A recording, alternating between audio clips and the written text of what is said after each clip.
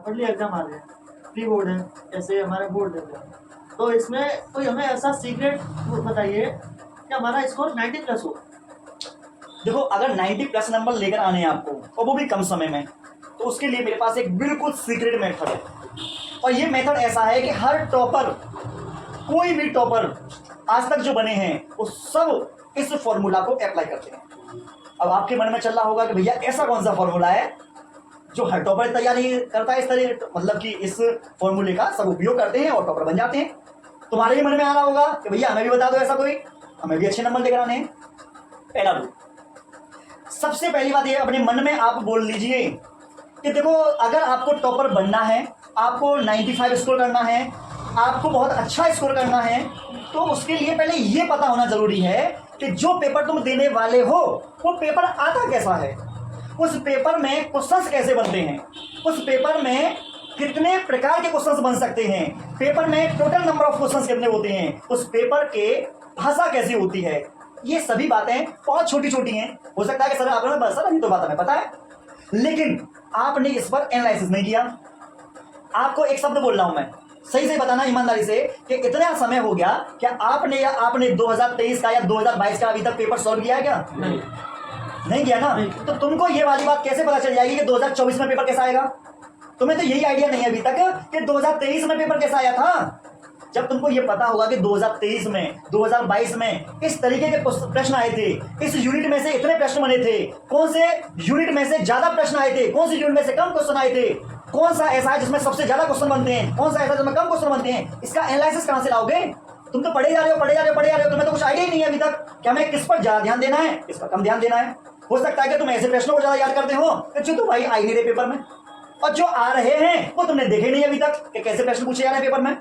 तो हम आपको बता दें, हर एक टॉपर एक चीज का इस्तेमाल करता है, उसका नाम है PYQ सॉल्व करना, प्रीवियस ईयर के क्वेश्चंस को सॉल्व करना और प्रीवियस ईयर के क्वेश्चंस का एनालिसिस करना। इसका मतलब क्या है वो भी जान लो। जैसे 2023 है, 2023 में आपने देखा कि किस तरीके के प्रश्न बने हैं, जो तुमने क्वेश्चन देखे हैं तो तुमको आइडिया लग जाएगा कि वो प्रश्न आखिरकार बना कहां से रहा है।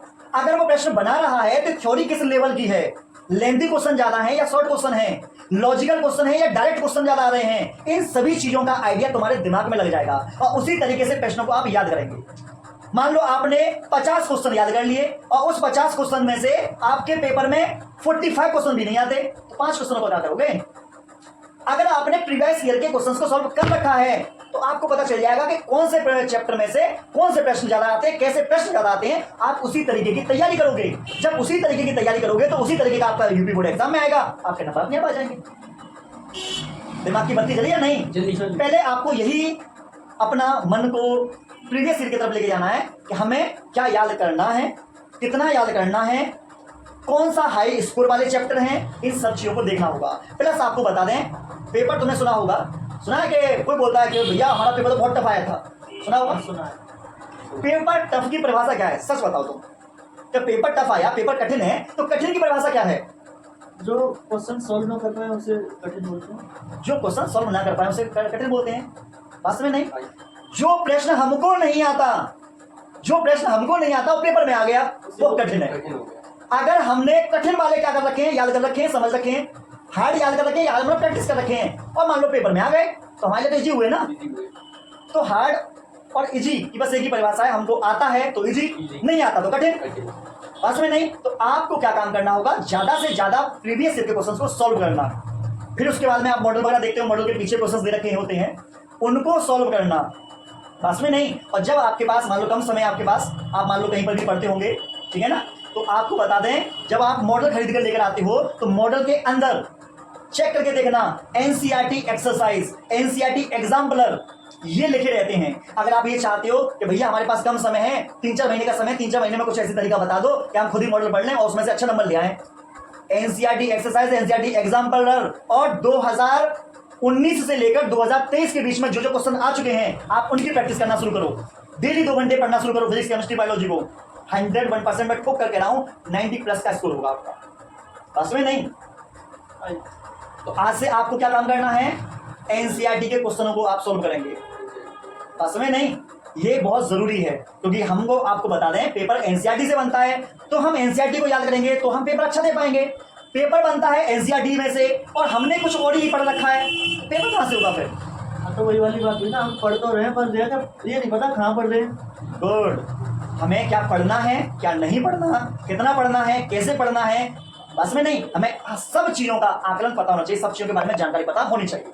जब आपका इस मेथड के थ्रू अगर आप पढ़ाई करते हो तो हो सकता है कि आप भी आगे टॉपर बन सकें। तो आपने आज का क्या ज्ञान प्राप्त किया? ज्ञान प्राप्त किया हमें 2020 की सर्वे मॉडल पे क्वेश्चन और जो बोर्ड एग्जाम में क्वेश्चन आते हैं उनके लिए पढ़ना पड़ेगा एनसीईआरटी वाले, क्योंकि पेपर एनसीईआरटी से ही बनता है। तो दोस्तों अगर आपको बता दें, अगर आप लोग भी पेपर में अच्छा नंबर लाना चाहते हो और बोर्ड एग्जाम में अच्छी तैयारी करना चाहते हो, तो जो इन लोगों की प्रॉब्लम थी, इन लोगों की प्रॉब्लम के माध्यम से आप लोगों को भी पता चल गया होगा कि आपको क्या पढ़ाई करनी है और कैसे करनी है। तो अगर आप वो हमारी बात से सहमत हैं तो वीडियो को लाइक से सब्सक्राइब जरूर करना। मिलते हैं नेक्स्ट वीडियो में। तो आप लोग क्या कहना चाहेंगे हमारे दोस्तों के साथ? एवन सर का चैनल सब्सक्राइब करिए, लाइक और कमेंट शेयर दबा के कीजिए। गुड, जय हिंद।